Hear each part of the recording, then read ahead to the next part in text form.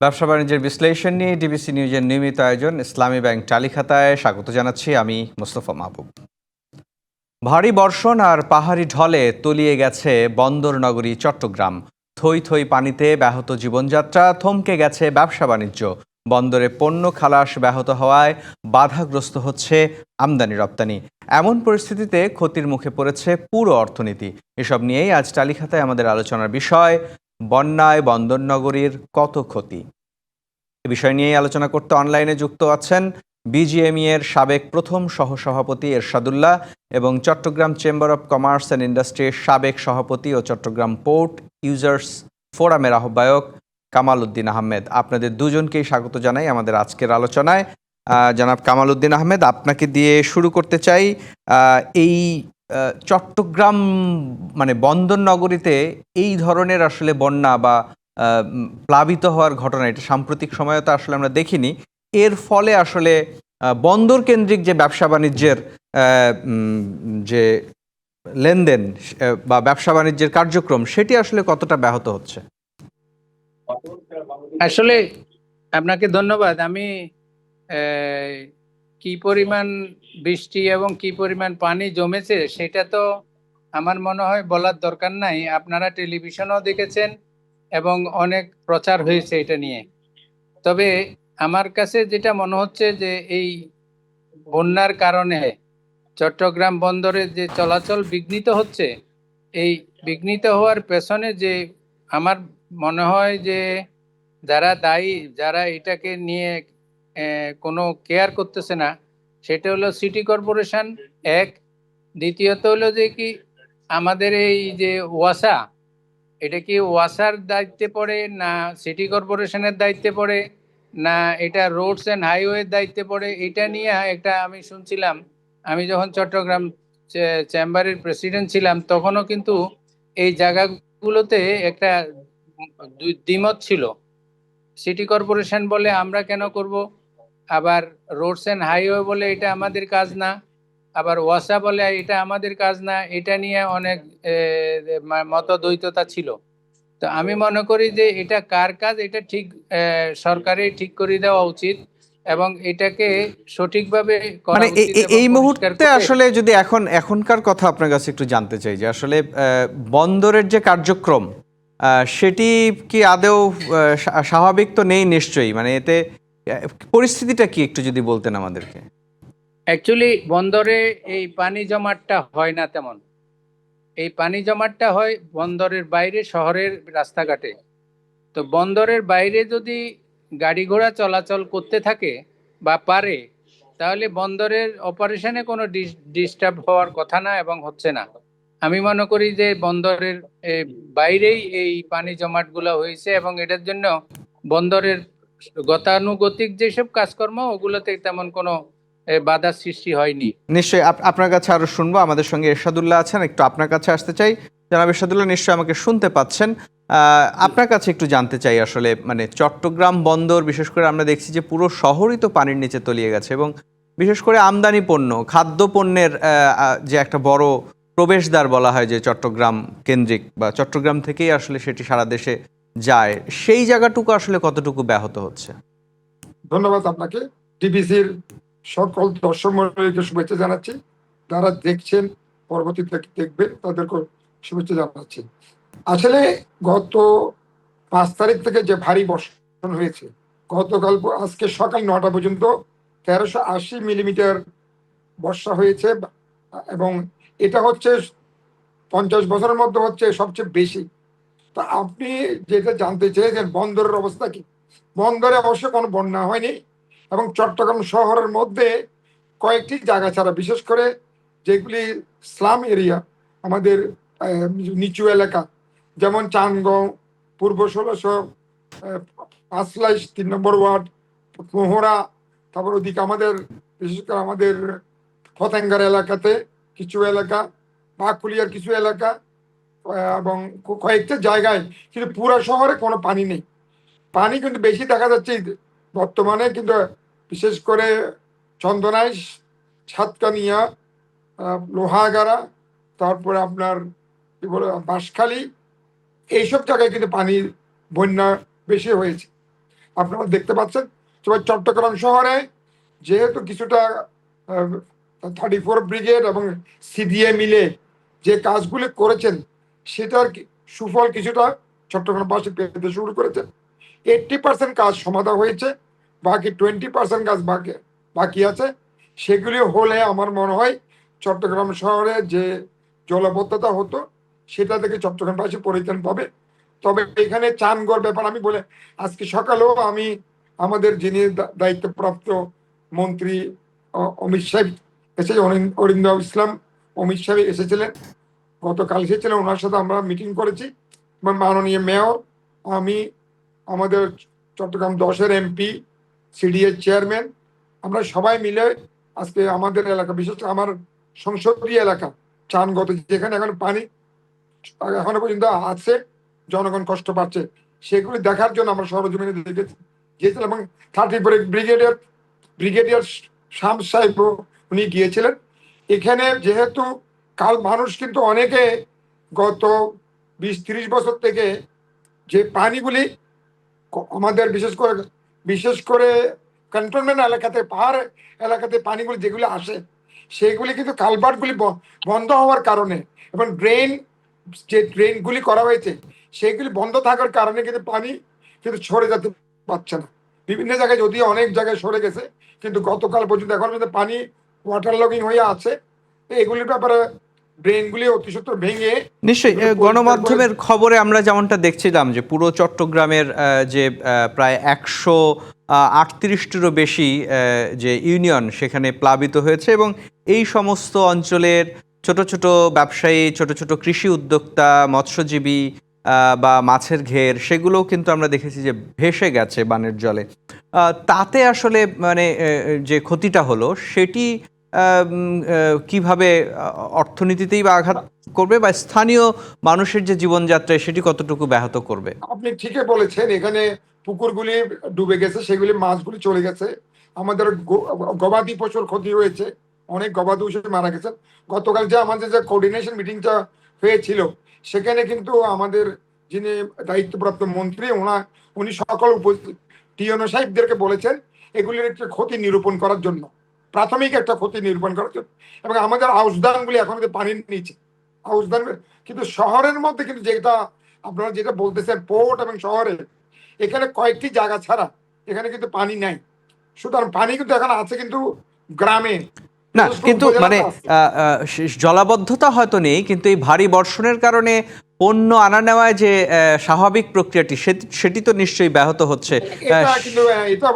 সেটার একটা প্রভাবও নিশ্চয়ই আছে। একটা বিরতিতে যাওয়ার সময় হয়েছে, বিরতি থেকে ফিরে এসে আরও শুনতে চাই আপনাদের কাছে।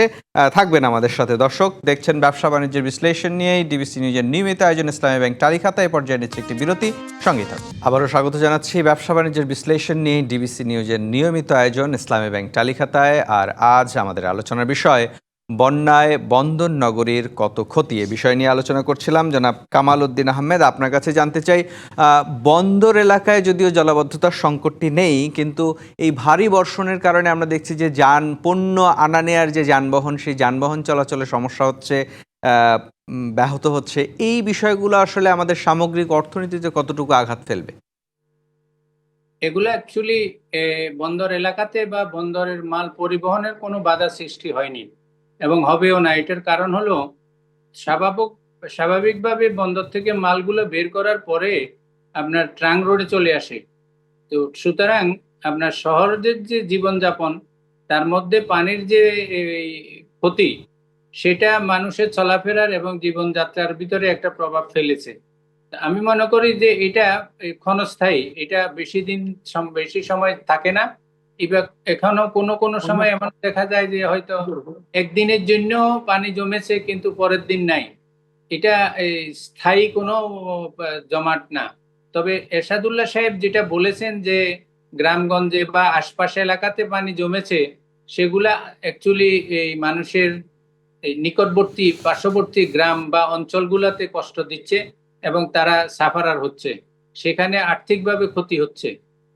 বিশেষ করে কৃষিপণ্য, মৎস্যজীবী যারা আছেন, স্থানীয় মানুষের যে চাহিদা, শাক সবজি থেকে শুরু করে মাছ মাংস, এই চাহিদাগুলো তো স্থানীয়ভাবে যে সরবরাহটা আসতো সেটি তো নিশ্চয়ই ব্যাহত হলো। এটা অ্যাকচুয়ালি কমিউনিকেশনের জন্য ব্যাহত হবে, কিছুটা তো হবে যতক্ষণ পানি এটা কন্টিনিউ করবে। তবে এই জলাবদ্ধতা কিন্তু 5-7 দিন 10 দিন থাকে এরকম না, এটা কিন্তু 2-4 দিন, 2 দিন 3 দিন 4 দিন ম্যাক্সিমাম, এর বেশি থাকে না, এগুলা অটোমেটিক্যালি পানি সরে যায়। তো সেই জন্য আমি মনে করি যে এই যে মানুষের সয় সম্পত্তি ক্ষতি করা বা বড় রকমের কোনো ক্ষতি হওয়ার এরকম কোনো সম্ভাবনা নাই। তবে আনা মানে পণ্য পরিবহন, মানুষের চলাফেরা, এগুলাতে কিছুটা ডিস্টার্ব হয় এবং বিঘ্ন ঘটে এবং মানুষ কষ্ট পায়, এটা ঠিক আছে। মানে এই যে ভারী বর্ষণের কারণে আমরা দেখছি যে মহাসড়কেও তো চলাচলের সংকট হচ্ছে।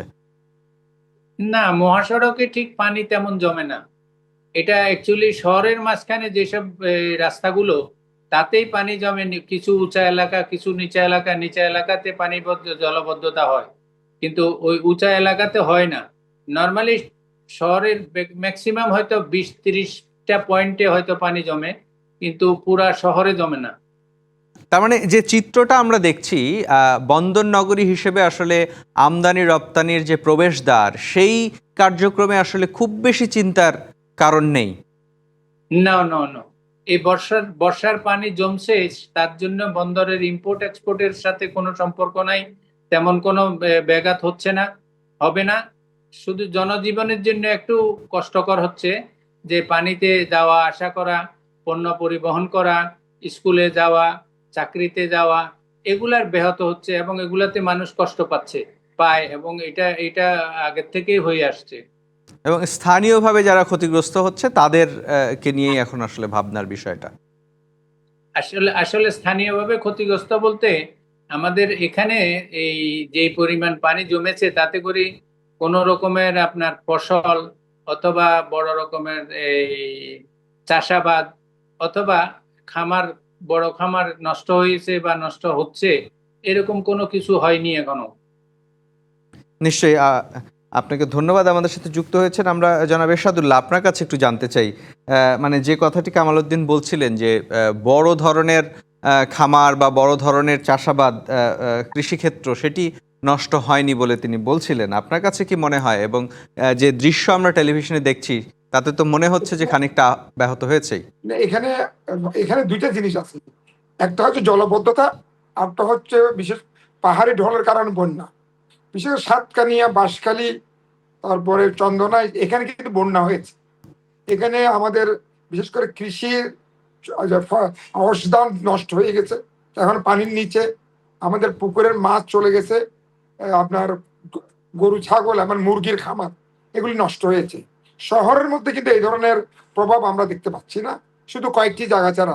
চানগাঁও, পাঁচলাইশ, পূর্ব ষোলচর, পশ্চিম ষোলচর, মোহরা, ওইদিকে পতেঙ্গার এলাকা, আর ওইদিকে ওই 24 নম্বর ওয়ার্ড, 10 নম্বর সংসদীয় এলাকায়, ওখানে কিছু এই কয়েকটি জায়গায় ছাড়া শহরের মধ্যে কিন্তু মোটামুটি প্লাবনটা মানে পানি ঠিক সরে আমি গেছে। ঠিক ওই জায়গাটিতে জানতে চাচ্ছি যে স্থানীয় প্রশাসনের কাছ থেকে যে তথ্য আমরা পেয়েছি, প্রায় 138টিরও বেশি যে ইউনিয়নে যেটি ক্ষতিগ্রস্ত হয়েছে, সেইখানে স্থানীয়ভাবে যে কৃষি পণ্যগুলো উৎপাদন হতো, যে মাছ উৎপাদন হতো, যেটি স্থানীয় বাজারের চাহিদা মেটাতো, সেটি তো নিশ্চয়ই ব্যাহত হলো। এবং সেখানে আসলে জিনিসপত্রের দাম বৃদ্ধির শঙ্কা আছে কিনা? অবশ্যই, যেহেতু আপনার শাকসবজি থেকে শুরু করে কৃষি পণ্যগুলি তো যেহেতু তলিয়ে গিয়েছে, এগুলি তো এখন নিরূপণ করা সম্ভব না। যদিও আমাদের মাননীয় প্রধানমন্ত্রী তারেক রহমান সাহেব 10টি নির্দেশনা দিয়েছেন, এবং উনি কনস্ট্যান্টলি মানুষের এই দুর্ভোগ যেন যেভাবে কমাতে পারে, সেই জন্য উনি কিন্তু নির্দেশনা, ডেইলি কিন্তু নির্দেশনা দিচ্ছেন এবং ডেইলি কথা বলতেছেন, বিশেষ করে সবার প্রশাসনের সাথে কথা বলছেন। তা এখানে গ্রামের অবস্থা কিন্তু এখনো ভালো হয়নি। বন্যা যেহেতু অলরেডি হয়ে গেছে, বন্যার কারণে কিন্তু মানুষ অলরেডি সমস্যায় আছে। আপনি তো নিজে এখন আপনি দেখতে পাচ্ছেন সেখানে নৌকা চলতেছে এখন, সুতরাং মানুষের জীবনযাত্রা ব্যাহত হচ্ছে তাদের। নিশ্চয়ই। আমি সেই জায়গায় আপনার কাছে আরেকটু জানতে চাই জনাব এরশাদুল্লাহ, আমরা দেখি যে আসলে যে কোনো দুর্যোগ যখন চলে, সেই দুর্যোগকালীন সময়ে আসলে দুর্যোগ পরবর্তী কর্মপরিকল্পনা সেটি যদি দ্রুত নেওয়া যায় সেক্ষেত্রে আসলে দুর্যোগ পরবর্তী যে সামলে ওঠা সেটি খুব সহজ হয়। এখন যেহেতু আমরা একেবারে দুর্যোগটার ঠিক মাঝামাঝি আছি বা শেষ দিকে, আপনার কাছে জানতে চাই এই যে কৃষি উদ্যোক্তা বা যে মৎস্যজীবী বা যে খামারি, ক্ষুদ্র খামারি তারা ক্ষতিগ্রস্ত হলেন, তাদেরকে পুনর্বাসনের জন্য পরিকল্পনাটা কি এর মধ্যে শুরু হয়েছে কিনা এবং সরকারের সেখানে কি পরিকল্পনা? এখন যেহেতু অলরেডি বন্যা এখনো কিন্তু শেষ হয়নি, বিশেষ করে আমি গ্রাম অঞ্চলের কথা বলতেছি, সেখানে কিন্তু এখন নিরূপণ করা একটা এস্টিমেট আমরা পেতে পারি, মানে আপনার ফসল জমি হিসাবে, কিন্তু পুরোপুরি এস্টিমেট বন্যা চলে যাওয়ার পর পাবো আমরা।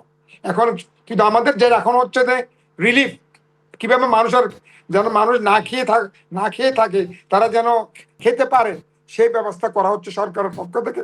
আমাদের যারা যারা সমাজসেবী আছে তারা কিন্তু ব্যবস্থা করছেন, নিশ্চয়ই। আমরা চেষ্টা করতেছি। আমার কিন্তু যেহেতু রিহেবিলিটেশন যেটা দরকার হবে সেটা বন্যার পানি নামিয়ে দেওয়ার পর সরকারের পরিকল্পনা রয়েছে, সরকার সজাগ রয়েছে। নিশ্চয়ই আমরাও প্রত্যাশা করি সরকার এই বন্যা দুর্দশাগ্রস্ত মানুষের পাশে থাকবে। আপনাদের দুজনকে অসংখ্য ধন্যবাদ, আমাদেরকে সময় দিয়েছেন।